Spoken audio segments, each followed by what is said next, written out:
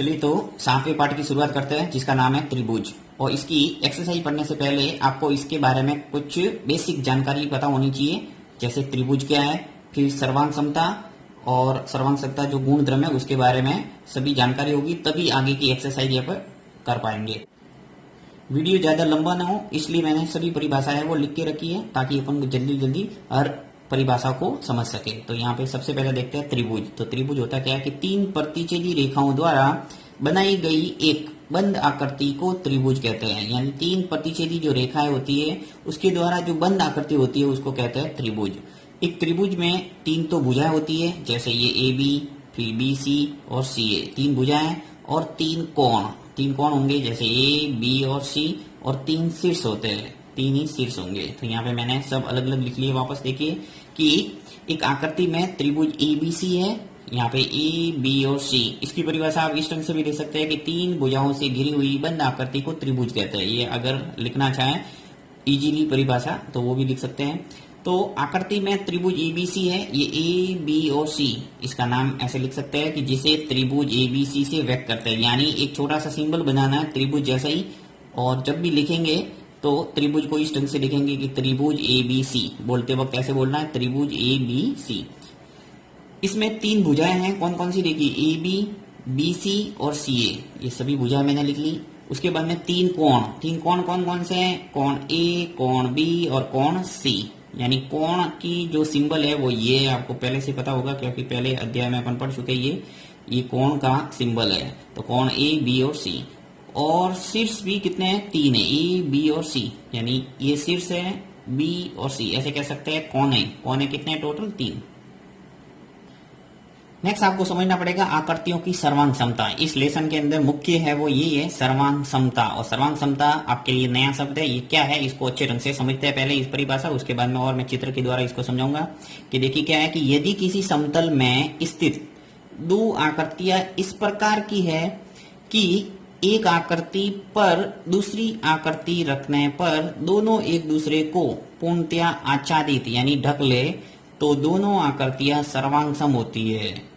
और आकृतियों के सर्वांग-सम होने के संबंध को सर्वांग समता कहते हैं। ये इसकी परिभाषा है। अब इसको समझते हैं कि एक समतल में कोई दो आकृति ऐसी है जो एक दूसरे के ऊपर रखने पर पूर्णतया वो ढक जाती है, तो वो दोनों आकृतियां क्या कहलाएगी, सर्वांग-सम आकृतियां कहलाएगी। और साथ ही ऐसे जो संबंध बन रहा है उनके बीच, यानी दोनों एक दूसरे को ढक रही है, इस गुण को क्या कहेंगे, सर्वांग समता। जैसे देखिए एक त्रिभुज लिया मैंने, त्रिभुज का उदाहरण लेके बता देता हूँ। एक त्रिभुज है और इसका नाम दे देता हूं मैं ए बी और सी, और दूसरा त्रिभुज और लेता हूं मैं वैसा का वैसा पी क्यू और आर।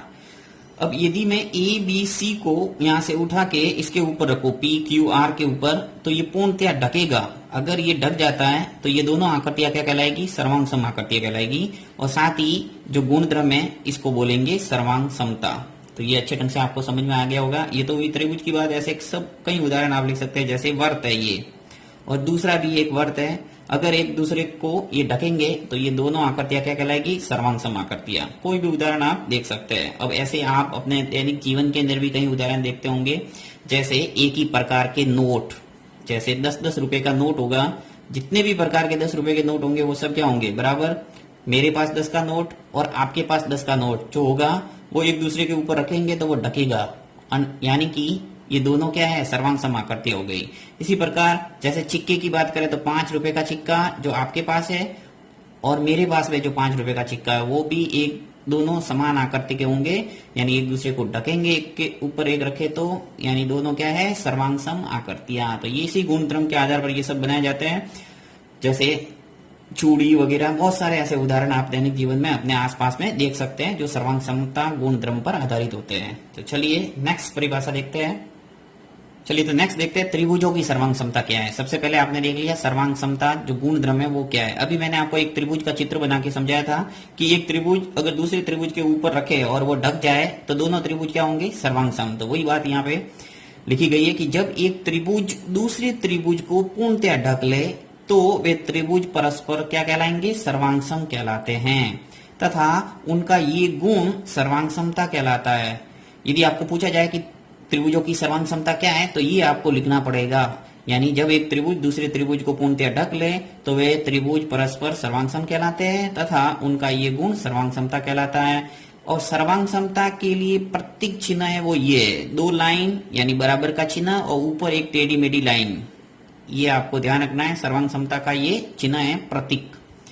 जब भी अपन सर्वांग क्षमता को दर्शाएंगे तो उनके बीच में इस टाइप का चिन्ह लगाएंगे। जैसे देखिए कि मान लो एक त्रिभुज है एबीसी, अभी मैंने आपको त्रिभुज एबीसी बना के बताया था, और दूसरा जो त्रिभुज है पीक्यूआर। अगर ये दोनों त्रिभुज सर्वांगसम है तो उनको बीच में ऐसा सिंबल बनाना पड़ेगा कि बराबर और उसके ऊपर एक टेढ़ी मेढ़ी लाइन, यानी कि ये है सर्वांग समता। तो इसको बोलते वक्त ऐसे बोलेंगे, को पढ़ते समय इसे पढ़ेंगे। देखिए त्रिभुज एबीसी सर्वांग सम है त्रिभुज पीक्यूआर के। तो सब कुछ लिखा हुआ है, आप इजीली नोट्स बना के इसको अच्छे ढंग से समझ सकते हैं। अपनी कॉपी के अंदर जो भी मैंने परिभाषा लिखी है अपने अलग से कॉपी के अंदर आप लिखते रहे और उसको समझने की कोशिश करें।